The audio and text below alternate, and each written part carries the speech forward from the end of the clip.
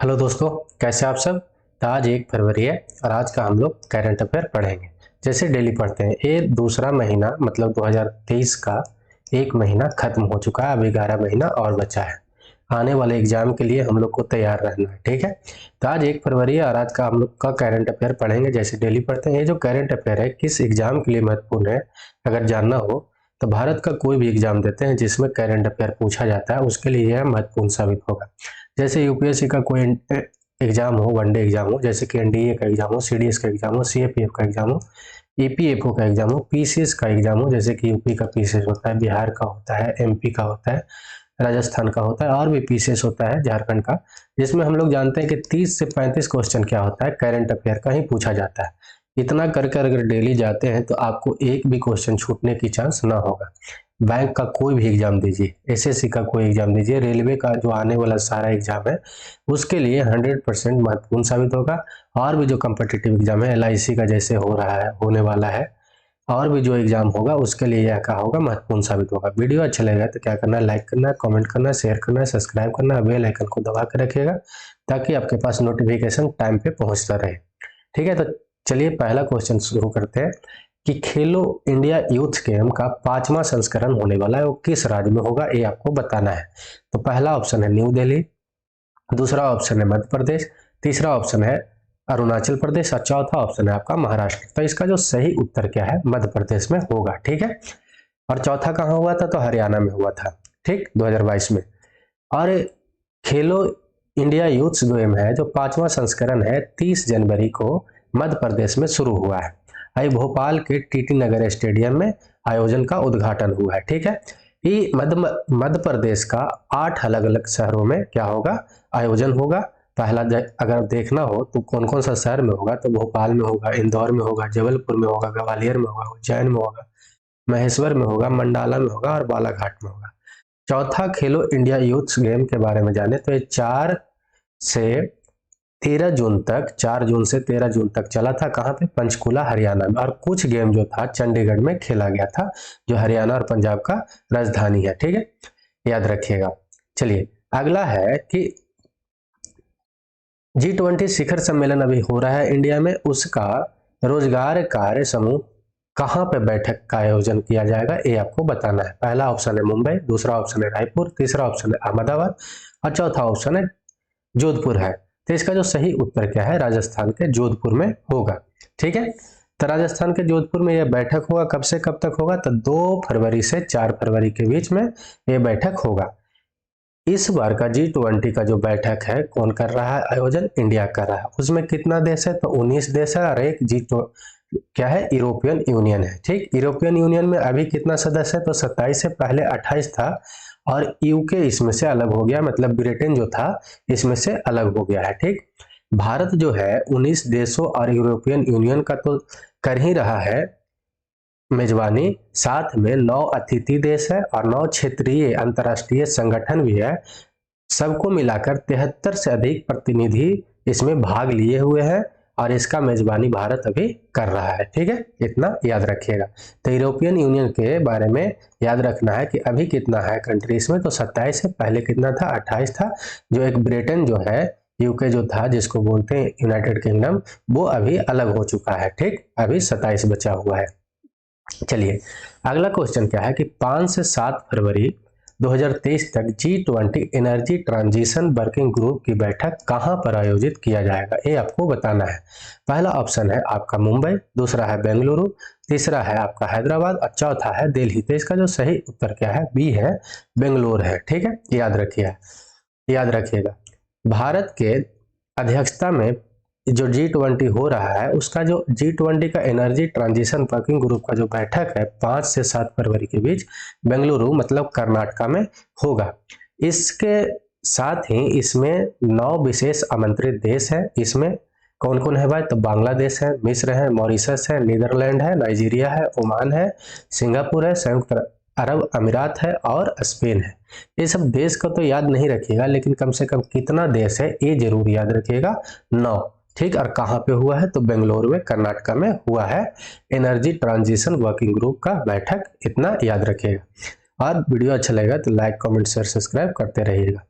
चलिए अगला है कि विश्व कुष्ठ रोग जो है उसका दिवस मनाया जाता है हर साल, तो किस वर्ष मनाया जाता है ये आपको, मतलब किस दिन मनाया जाता है ये आपको बताना है। विश्व कुष्ठ दिवस 2023 कब मनाया गया है ये आपको बताना है। तो पहला है 29 जनवरी, दूसरा 28 जनवरी, तीसरा जो ऑप्शन है आपका मतलब सी ऑप्शन है 27 जनवरी, और चौथा ऑप्शन है 30 जनवरी। तो इसका जो सही उत्तर क्या है आपका 29 जनवरी को मनाया जाता है, ये बात याद रखिएगा। सॉरी, 29 जनवरी को मनाया जाता है, ये बात याद रखिएगा। क्या होता है कि हर बार जनवरी के जो अंतिम रविवार होता है उस दिन ये मनाया जाता है, ठीक, उसी दिन ये कुष्ठ दिवस मनाया जाता है।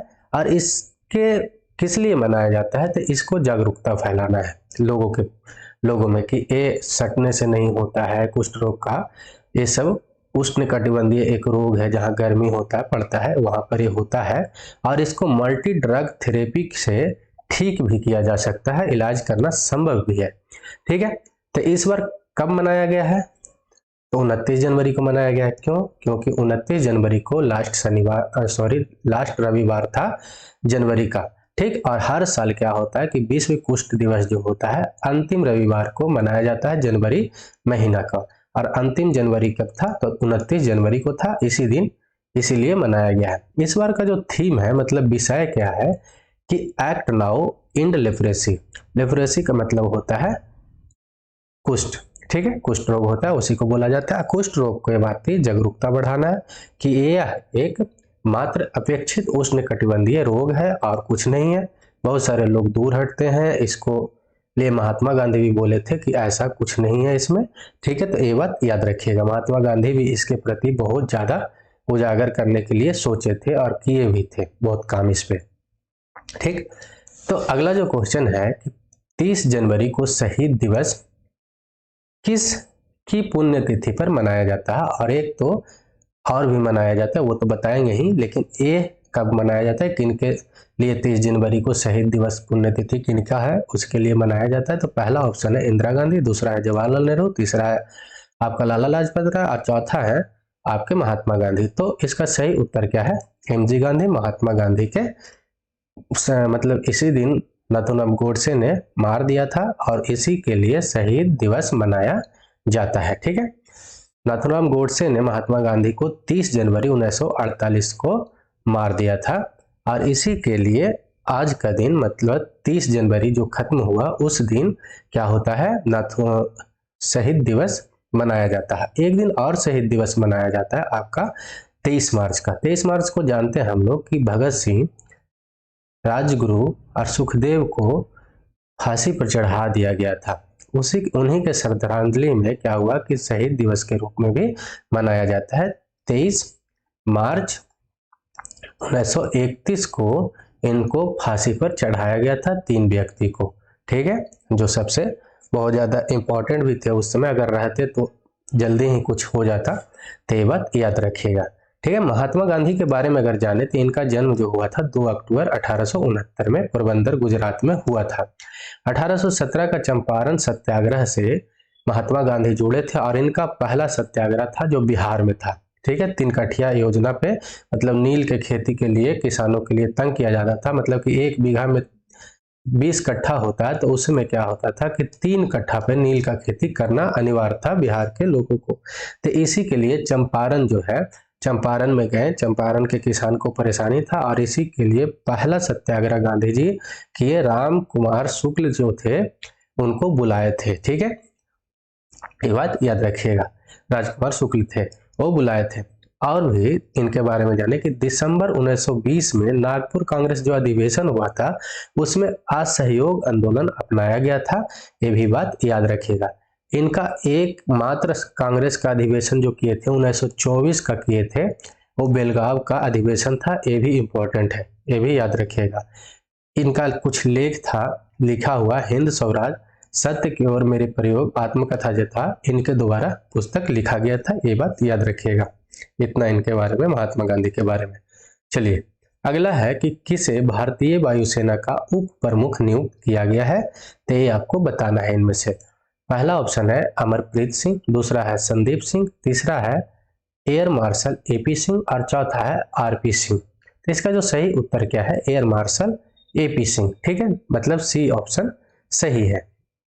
एयर मार्शल एपी सिंह को अभी वायुसेना का उप प्रमुख नियुक्त किया गया है। आइए कब लेंगे, किनका मतलब जगह लेंगे, तो संदीप सिंह का जगह लेंगे, जो 31 मतलब कि कल पे वो अपना सेवानिवृत्त कर लेंगे, अपना जगह त्याग मतलब छोड़ देंगे, और उन्हीं के जगह पे, संदीप सिंह के जगह पे एपी सिंह अब मतलब प्रस्थान करेंगे, उस पद पे बैठेंगे। ठीक है, ये बात याद रखिएगा। वीडियो अच्छा लग रहा हो तो लाइक, कमेंट, शेयर, सब्सक्राइब करते रहिएगा। अगला है कि प्रेट पावेल किस देश के राष्ट्रपति बने हैं, ये आपको बताना है। तो पहला है ऑप्शन साउथ कोरिया, दूसरा है पोलैंड, तीसरा अर्जेंटीना और चौथा है चेक गणराज्य। तो इसका जो सही उत्तर क्या है, चेक गणराज्य का। ठीक है, याद रखना है। चेक गणराज्य का जनरल प्रेट पावेल क्या बने हैं, राष्ट्रपति बने हैं। और जो पहले राष्ट्रपति कौन थे, मिलोस जायमन थे, उन्हीं के जगह पे बने हैं। ये मध्य चेक गणराज्य के बारे में अगर जाने तो ये मध्य यूरोपीय एक देश है, और ये चारों तरफ से भूमि से घिरा हुआ है, मतलब लैंडलॉक कंट्री है। और इसका मतलब कि एक किसी तरह से समुद्र से अपना रास्ता नहीं जोड़ता है, सिंपल सी बात याद रखना है। प्रेट फ्यूल जो है, फियाला इसका क्या है, प्रधानमंत्री अभी है। ठीक है, ये बात याद रखिएगा। राजधानी कहाँ है, तो प्राग है। और मुद्रा क्या है, मतलब करेंसी क्या है, तो चेक कोरोना है, इतना याद रखिएगा। प्रेट पावेल है जो राष्ट्रपति बनेंगे, और अपना इसका प्रधानमंत्री कौन है, तो प्रेट फियाला इसके प्रधानमंत्री है। याद रखिएगा, दोनों नाम सेम है, पावेल और फियाला में सिर्फ अंतर है, फियाला में अंतर है। ठीक, 8वां क्वेश्चन है कि हाल ही में मनाया गया पर्पल फेस्ट किससे संबंधित है, इसमें आपको बताना है।